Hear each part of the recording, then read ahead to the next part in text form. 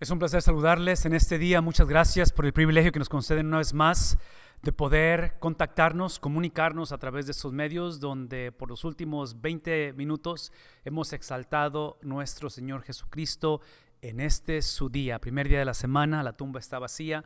Reconocemos que es precisamente su resurrección la base central de la razón por la cual estamos aquí, nuestro deseo de poder continuar celebrándole, y aunque tenemos limitaciones, como es el caso de no poder hacerlo presencialmente, es obvio que teniendo a Cristo como el objeto, nos permite tener la flexibilidad, de lo cual agradecemos de cada uno de ustedes. Si tienen un ejemplar de la palabra del Señor o tal vez tengan algunas aplicaciones en sus teléfonos, en sus tabletas, quiero que vayan conmigo, no es misterio, Primera de Pedro, capítulo número 3. Las buenas noticias es que estamos al final de esta sección de Primera de Pedro. Y digo sección porque todavía nos quedan unos cuantos capítulos por avanzar. Semana número 16, ustedes saben que avanzamos versículo por versículo, o por lo menos tratamos de cubrir lo más que podamos versículo por versículo, pero esta mañana estamos en el versículo número 8.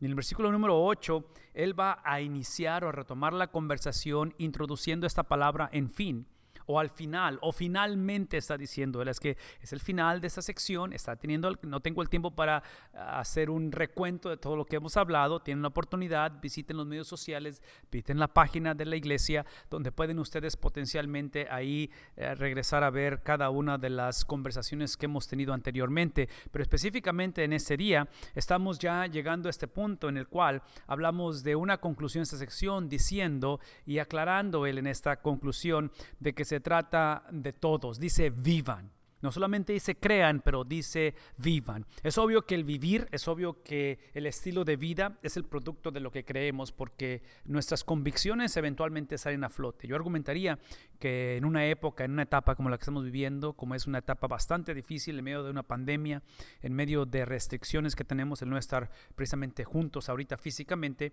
lo que demuestra es lo que creemos, demuestra nuestros valores. Y es por eso que en un día como este, lo que estamos tratando de recordar es que nuestro estilo de vida, o lo que llamamos el imperativo, el mandato, la obediencia, tiene que ser el producto del indicativo, de lo que ya sucedió, de un evento trascendental, de un suceso histórico. Estoy hablando obviamente de la persona de Jesús. Entonces, para cuando él dice vivan, está hablando de alguien, y ese alguien lo hemos descrito anteriormente como un agente foráneo. Una gente que no somos nosotros. En otras palabras, cuando está hablando de vivir, no está hablando de que simplemente vean algo retrospectivo, se analicen a sí mismo, corrijan sus problemas, cambien su actitud, tengan algún tipo de entrenamiento, un coaching, a un terapeuta que les ayude a tener una mejor vida. Eso no es el evangelio.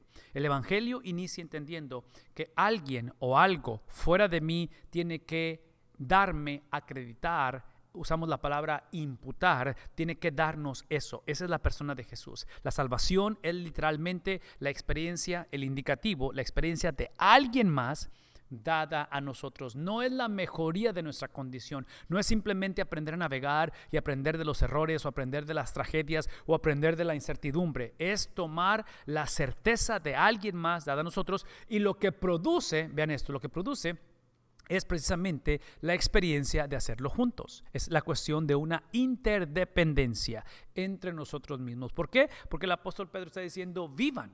No está diciendo vive, no está diciendo simplemente, hey, finalmente necesito que esto tenga sentido en tu vida, que finalmente tome las mejores decisiones. Es algo que hacemos en comunidad. Es en momentos como estos, hace 2000 años, que precisamente la comunidad, la iglesia, está pasando situaciones en las que su estilo de vida ha sido completamente alterado, ha sido transformado por experiencias difíciles, pero eventualmente es lo que el evangelio eventualmente está produciendo en ellos. Por lo tanto, dice él, vivan en armonía los unos con los otros. La implicación de ello es que está hablando de que dejen de tener lo opuesto a armonía, que sería división, falta de unidad. Inclusive este ha sido uno de los temas que él ha estado hablando y mencionando desde un principio, en cuestión de cómo trágicamente esta generación hace 2000 años confundía autoridad con autonomía, confundía unidad con lo que hemos dicho uniformidad.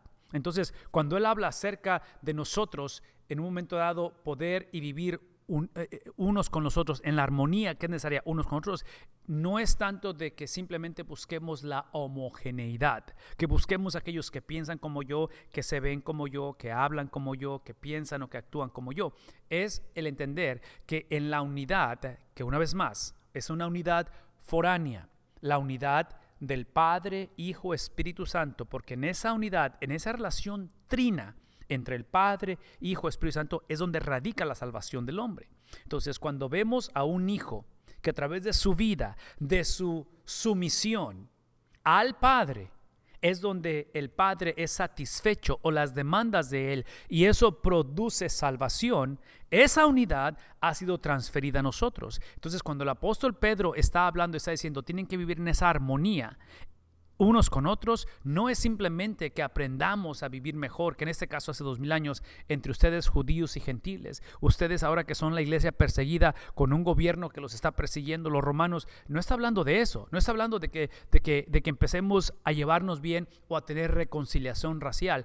Todo eso ojalá suceda, pero lo que está diciendo es que la unidad que necesitamos ejercer es la unidad de alguien más dada a nosotros. Por lo tanto, esa unidad no es uniformidad. Una vez más, no es uniformidad. Es la experiencia de poder celebrar lo que nos hace ser diferentes. Entonces pienso en términos de mi esposa y el caso mío. Es hoy precisamente el 19 de julio que cumplimos 23 años de casados.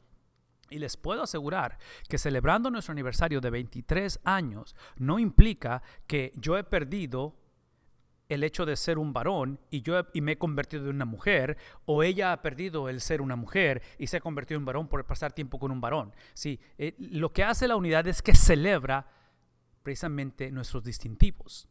Celebra sin crear de ello un ídolo o sin imponer esos distintivos mutuamente. Es que al tener unidad con Cristo, eso implica que la unidad de Cristo ha sido dada a nosotros. Entonces, la manera en que nos relacionamos o luchamos o nos esforzamos por relacionarnos como esposos entre un varón y una dama, entre padres con hijos, hijos con padres, con abuelos, entre una sociedad, no es simplemente la mejor versión de nosotros, no es simplemente entendernos, escucharnos, es precisamente lo que Cristo piensa y determina que es esa unidad. Es por eso que Él termina diciendo, es que en esa armonía entre ustedes unos con otros, es donde ustedes puedan entender que tienen que compartir penas y compartir alegrías. Eso es el concepto de tener simpatía y sobre todo simpatía en medio de dificultades. Y menciono esto porque muchas de las veces la cuestión de la unidad o de la armonía entre nosotros se lleva a cabo mientras las cosas estén funcionando. Pero cuando se viene una pandemia, pero cuando hay una recesión financiera, cuando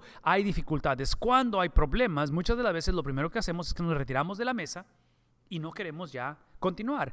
Inclusive hablaría en la cuestión de la iglesia. Muchos trágicamente en momentos como esos, cuando no podemos reunirnos presencialmente y las preferencias personales son cuestionadas, nos retiramos de la iglesia y perdemos esa unidad o esa armonía. Precisamente en momentos como esos es cuando la iglesia tiene que reconectar, y por eso está hablando acerca de que el cristiano que no está exento de dificultades, es simplemente que el cristiano tiene la habilidad sobrenatural dada por ese agente foráneo, hablando de Cristo, nos da la habilidad de usar las dificultades como la plataforma para desplegar el carácter de Cristo. Y el carácter de Cristo, por favor, escuchen esto que estoy por decir, el carácter de Cristo solo se despliega en un contexto colectivo. No existe tal cosa como un cristiano que está creciendo en madurez o en semejanza a Cristo solo. Eso no existe en la Biblia. Es en el contexto de comunidad. Por eso es que nosotros como cristianos que no estamos exentos de las dificultades,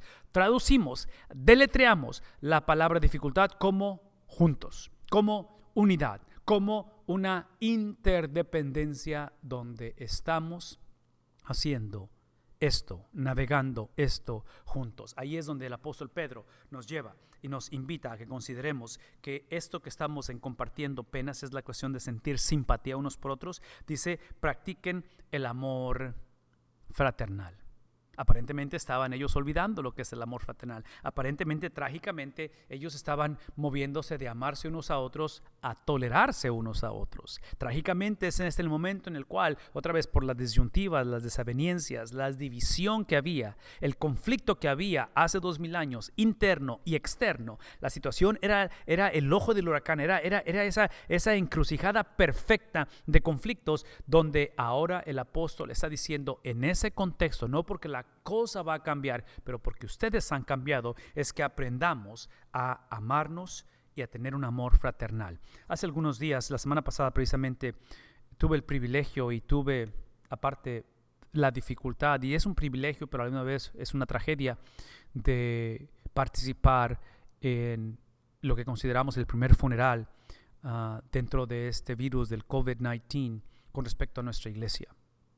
Y son experiencias extremadamente difíciles, pero en un contexto de un funeral, y pienso en términos también de bodas, porque hace algunas semanas hicimos una boda, y ya sea boda o sea un funeral, que típicamente son eventos donde les caracteriza, donde la familia manifiesta o vive el amor fraternal, ya sea por la formación de una familia o sea por en momentos en los cuales hay luto, pero se expresa amor fraternal. Estamos en una etapa en la cual es bien difícil experimentar eso de la manera en que lo sabemos. ¿Por qué? Precisamente por la cuestión del virus, donde todos tenemos que traer una máscara, donde el distanciamiento físico tiene que continuar, en fin, todo eso. Al punto donde voy es esto, que cuando yo llego a la funeraria y cuando llego a participar de ello, me doy cuenta que parte de las restricciones que hay es que los únicos que pueden estar en la funeraria es lo que se le conoce como el PMC. Y esto tiene que ver con los parientes más cercanos. En inglés le llamamos el next to kin, next of kin, decimos en inglés. Pero en otras palabras, quien está en la funeraria y que están ahí para tener este culto fúnebre o esta celebración del legado de la persona que fallece, y estoy hablando en general, no nada más la del sábado, típicamente están las personas más cercanas. Cuando hablamos acerca, y el apóstol está hablando acerca de este amor fraternal, piensen en términos que ustedes, que yo, estuviera tendido mi cuerpo, ¿quiénes serían las personas o los parientes más cercanos? ¿Cónyuge? ¿Hijos? ¿Tal vez nietos? Que son los que van a estar ahí o que se les va a permitir estar ahí en el funeral. Piensen por un momento, porque ese es el concepto que está hablando el apóstol Pedro en amor fraternal. Eso es lo que el apóstol Pedro entendía, que es la transformación del ser humano a un indicativo, a un carácter foráneo que ha sido dado a nosotros, donde ahora la manera en que nos vemos como cristianos en un contexto de tribulación es que nos vemos a ese nivel de acercamiento, donde no solamente tenemos una compatibilidad tal vez doctrinal o teológica, o tal vez estamos de acuerdo en los principios de la Biblia, tal vez estamos de acuerdo porque somos de la misma iglesia o hablamos el mismo lenguaje. Estamos hablando a ese nivel radical de conexión, donde cuando pensamos o me imagino este funeral y pienso en la experiencia de aquellos que estuvieron presentes, para mí fue un privilegio estar ahí porque yo no soy o yo no era pariente de la familia que estaban. Es obvio que lo hacía o lo hice o me invitaron por la cuestión de poder ministrar la palabra de Dios, pero es un momento extremadamente íntimo. Inclusive en la boda que celebramos, algo similar. Gente muy, muy, muy, muy cercana son los que participaron y fueron testigos de la boda. ¿Qué es mi punto? De que de esa manera en la cual está el apóstol Pedro diciendo que tenemos que amarnos con amor fraternal. La razón de este amor fraternal es en el cual, dice él, sean compasivos. En ese contexto de fraternidad, de profundidad y de acercamiento, es donde la cuestión de compasión es la traducción de sentimientos. Los sentimientos, y esto lo he estado enseñando por algún tiempo, es la imagen de un tren, donde el cabús, que se le llama, que es el último de los vagones del tren, creemos que es exactamente los sentimientos en la vida del hombre, donde no podemos seguir perpetuando o seguir manteniendo o alimentando esta mentalidad de que si lo siento tengo que hacerlo, y porque lo sentí, por eso, sí, en otras palabras, yo pienso que los sentimientos son amorales, o sea, no son ni buenos ni malos, pueden ser muy buenos, pueden ser muy malos, pero independientemente no podemos seguir una vez más pensando que si lo sentimos tenemos que hacerlo. O la otra es, y ese es mi punto, es de que en cuestión de los sentimientos tiene que ser el último de los vagones de la vida, no puede ser la máquina que está guiando mis decisiones, porque los sentimientos tienen que ser controlados por decisiones y no a la inversa. Hoy vivimos en una cultura donde trágicamente las decisiones son gobernadas por sentimientos. Entonces, como ya no la amo, hablando de mi esposa, hablando de mi esposo, es por eso que la dejo y porque amo a alguien más. Es un sentimiento, como ya, en otras palabras, en lugar de entender la perspectiva de un pacto, en el caso del matrimonio, de un pacto en cuestión de la relación entre padres e hijos, de un pacto con una iglesia, simplemente porque ya no siento lo que sentía, es que ahora hago esto, hago aquello. El apóstol Pedro está diciendo, tenemos que aprender, en este caso usa el término de compasión, donde sea una decisión gobernada por la máquina, por lo que está guiando el tren, que en este caso hemos dicho que la máquina no es guiada por los sentimientos son el cabús, es el último. La máquina, ¿quién es? No es más, la máquina es un agente foráneo, es Cristo.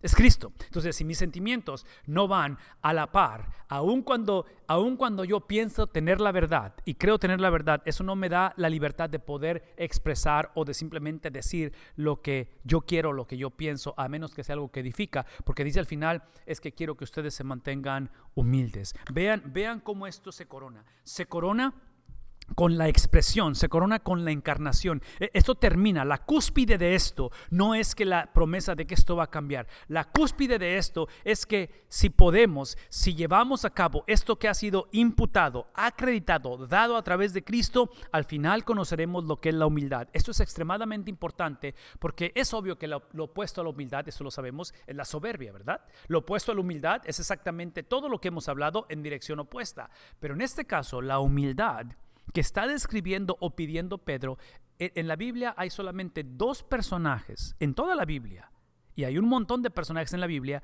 que se le describe como humildes, y el primero de ellos es precisamente Cristo.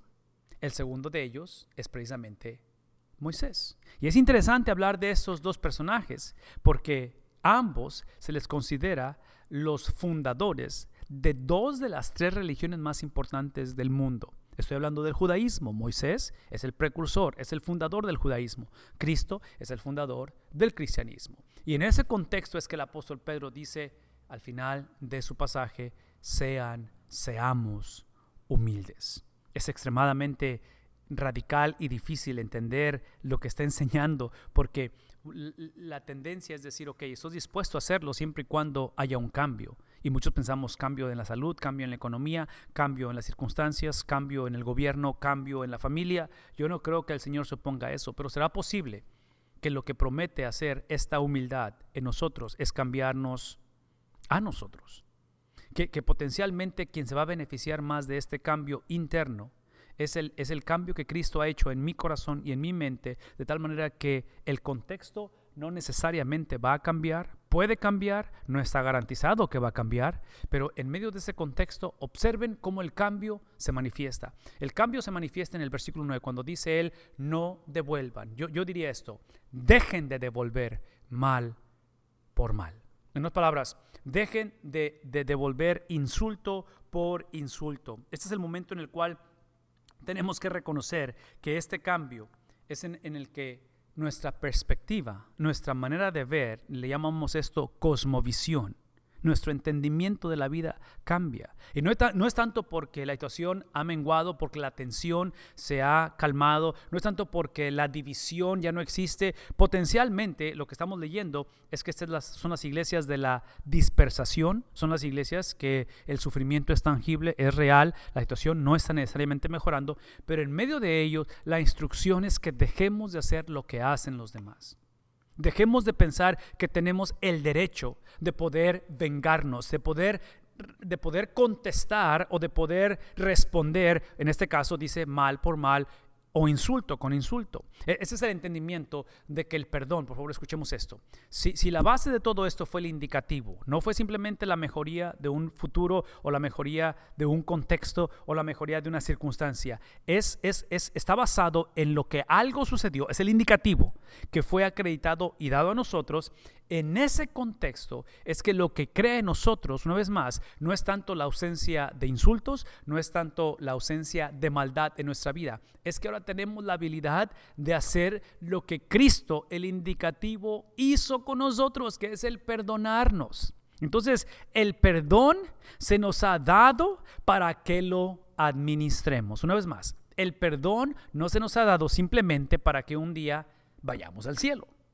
Es requerido y seamos perdonados nuestro pecado. Eso es necesario, pero la razón por la cual tú y yo hemos sido destinatarios, hemos experimentado el perdón, es para darlo a aquellos que nos han causado mal, a aquellos que nos han insultado. E inclusive yo argumentaría esto: un perdón genuino es aquel que deja de confundir o deja de conectar o ver como sinónimo el perdonar y el confiar. No estoy implicando que nos convirtamos en trapeadores o en tapetes donde simplemente nos están pisoteando y lo hacen una y otra vez. Eso se llama abuso y eso no glorifica a Dios. Todo lo que estoy diciendo es de que dejemos de pensar que el yo perdonar a alguien, automáticamente tengo que confiar en esa persona. El perdón tiene que ser instantáneo, porque el perdón es algo que administramos, se nos fue dado para administrarlo, para compartirlo, pero eso no implica que tengo que confiar. La confianza con otra persona tiene que ganarse y es un proceso. Por lo tanto, aquí es donde el apóstol Pedro dice: necesito que respondamos, en este caso, en lugar de mal por mal o insulto por insulto, aprendamos a responder más bien ¿con quién?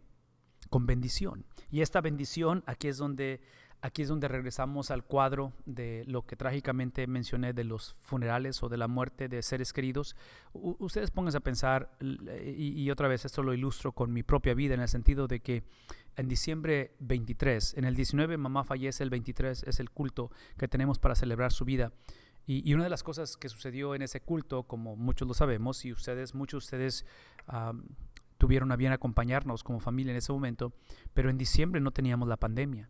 Entonces teníamos la libertad de poder vernos, reunirnos, celebrar, hacer lo que hacíamos. Menciono esto porque uno de los privilegios que tuvimos nosotros como hijos es precisamente caminar con mamá en esta etapa difícil de su cáncer hasta el último día. Hoy en día, a raíz de este virus, mucha gente está muriendo sola, en el cual es muy difícil pensar en alguien que muere y muere gradualmente y eventualmente mueren solos. Menciono todo esto porque cuando el apóstol Pedro está hablando acerca de poder nosotros más bien responder con bendición a quien nos maldice, bendición a quien nos causa daño, bendición a quien nos insulta, es precisamente el concepto de un elogio fúnebre. Esa palabra de elogio fúnebre es lo que se lee, si ustedes piensan en un servicio fúnebre, lo que se lee de la persona, los recuerdos, las anécdotas, las historias que se cuentan de la persona que falleció.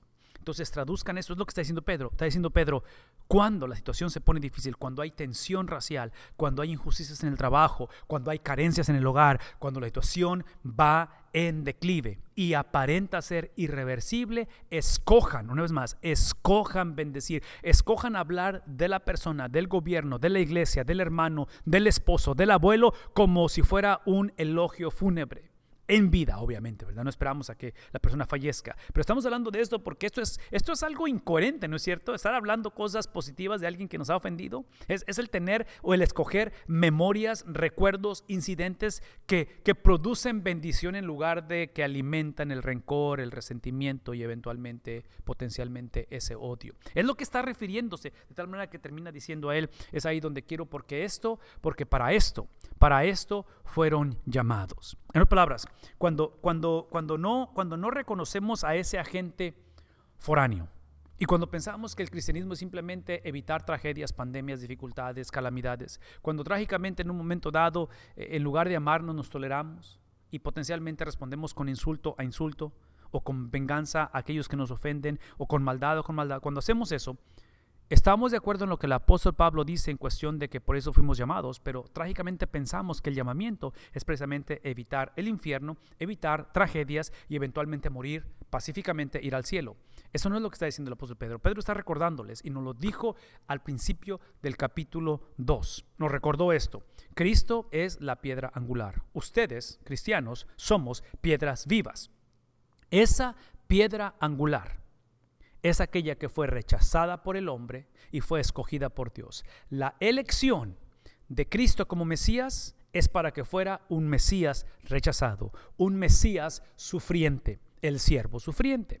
¿Qué estoy diciendo? Que si Cristo está profetizado desde Génesis capítulo 3, versículo 15, que dice que la serpiente va a herir el calcañar, y es precisamente la simiente de la mujer que va a aplastar la cabeza, realmente creemos en que viene algo victorioso. Predicamos el funeral desde la perspectiva de que la persona finalmente conoce en su plenitud a Cristo. Es victoria en Cristo, pero esa victoria es con el antecedente, con el contexto de esa herida, de esa manera en la cual la serpiente hirió el calcañar de la simiente de la mujer, que en este caso se traduce en nuestras vidas como muerte o eventualmente como sufrimiento. Todo lo que estoy diciendo es que cuando el apóstol Pedro dice, para esto fueron ustedes llamados, es que entendemos que el cristiano no está ausente de maldad.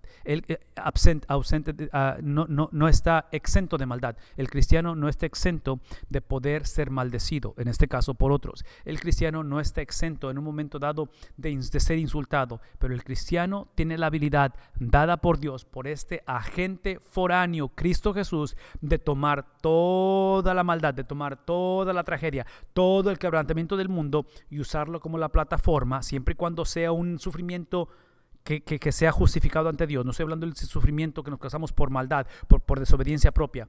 Es que Dios tiene la habilidad de usarlo para moldear nuestra vida, para reafirmar ese llamamiento. Cristo Jesús fue llamado a sufrir, el cristiano es llamado exactamente a lo mismo, a caminar en similitud a Cristo. La pregunta no es por qué sufrimos, la pregunta es cómo Dios va a usar esta etapa de sufrimiento para moldearnos a su imagen. ¿Por qué? Porque al final dice él, para heredar. Ese es el preámbulo. ¿Para qué? Para heredar. Ese es el preámbulo. ¿Para qué? Para entender que viene la bendición. Es el preámbulo, otra vez, es esa herida que la serpiente hace al calcañar de la simiente de la mujer. Entonces todos queremos que la simiente aplaste la cabeza de la serpiente. Queremos que la pandemia se disipe, queremos que en el hogar haya unidad, queremos que la economía se restablezca. Nada de eso va en contra del plan de Dios necesariamente, pero todo lo que estoy diciendo es que el preámbulo para que la cabeza de la serpiente sea o fuese aplastada, la simiente de la mujer tenía que ser herida. En este momento estamos en el tiempo en el cual estamos ejerciendo el llamamiento. Es el preámbulo. ¿Qué viene más adelante? Lo que viene más adelante es la herencia que vamos a recibir. El apóstol Pedro le llama a esa herencia la bendición. El apóstol Pedro en el capítulo 1 nos dijo que esa herencia es incorruptible. El Pentateuco, regresando a la posesión de la tierra, regresando a la repartición de la tierra en el Antiguo Testamento, nos enseña que Dios le dice a los levitas, yo soy tu herencia. ¿Qué estoy diciendo? Todo lo que estoy diciendo es que el cristiano eventualmente recibirá una herencia. Y esa herencia no es la ausencia de un infierno. Esa herencia no es simplemente un lugar llamado el cielo. Esa herencia no es nada más calles de oro y mar de cristal. La herencia es una persona y esa persona es Dios. La invitación este día es simplemente que vengamos y que confesemos que para nosotros lo que más valoramos es el entender de que al final de la jornada, al final de esta etapa, al final de esta experiencia que estamos viviendo, que todas son circunstanciales, todas son limitadas, viene una experiencia más allá de lo que estamos percibiendo, y es la experiencia de estar cara a cara. Filipenses 1, versículo 29. Para mí el vivir es Cristo. Para mí, en medio de lo que estoy viviendo, de esas circunstancias, es Cristo. Pero para mí la muerte es Cristo en su totalidad. Si nunca has entregado tu vida a ese Cristo, si nunca has llegado al punto en el cual puedas confesar que tu herencia es la bendición, que tu herencia no es la ausencia de maldición, es la bendición, que tu herencia es una persona, yo te invito a que le des la bienvenida a esa persona y le digas a Cristo, ven a mi corazón. En el pasado yo tenía la tendencia, yo practicaba donde yo respondía maldición con maldición, donde yo respondía insulto con insulto. En el pasado siempre fui gobernado por mi sentido de que todos me debían y que los que no pensaran como yo, sintieran como yo, literalmente los despreciaba. Pero esta mañana, en el nombre de Jesús, dilo conmigo, yo pido perdón por todo ello. Pido perdón porque fui esclavo de circunstancias, fui esclavo de mi propio entendimiento, fui esclavo de mi propia autodependencia. Esta mañana, por primera vez, le estamos diciendo a Cristo juntos, ven a mi vida. Líbrame no tanto de los insultos o de la maldad, pero líbrame de querer responder a la maldad con maldad. Líbrame de querer insultar a aquellos que me insultan. Que este sea el día, que este sea el momento en el cual a lo mejor por primera vez tienes la libertad, no tanto de maldad, no tanto de insultos, pero la libertad en Cristo de poder responder con bendición, de poder responder como si fuera una declaración una declaración en la cual estás trayendo bendición a otros. Y eso es lo que anhela tu corazón. Si quieres ser el vehículo, el destinatario de bendición y quieres terminar tu jornada, no solamente en esta vida, pero la jornada que viene más adelante, con Dios como la bendición, te invito a que le digas: ven a mi vida, toma control de mi ser, conviértete en el dueño de mi corazón. Me arrepiento, confieso que he pecado y a partir de ese momento tú eres el Señor de mi vida. Si esa es tu oración, queremos escuchar de ti a través de los medios que estás precisamente viendo o escuchando este mensaje. Hay maneras de contactarnos como iglesia. Queremos que este peregrinar lo hagamos juntos porque es el producto de este agente foráneo que ha creado en nosotros esto, y es por eso que podemos nosotros confesar y vivirlo juntos. Queremos escuchar de ti. Por favor, contáctanos, mándanos un mensaje a través de inbox, a través de nuestra página de internet, cualquiera que sean los medios. Queremos escuchar de la decisión que has tomado en este día. Tenemos la oportunidad, el deseo de poder verte el próximo domingo. Tomamos cada domingo como una decisión en la cual evaluamos y consideramos. Hemos hecho planes de poder abrir nuestros cultos para el 2 de agosto. Así es que ese es nuestro deseo, el 2 de agosto. No tenemos nada garantizado, es lo que deseamos hacer el primer domingo de agosto. Así es que mantengámonos en sintonía, sigamos la conversación y nos vemos aquí el próximo domingo, Dios mediante. Bendiciones.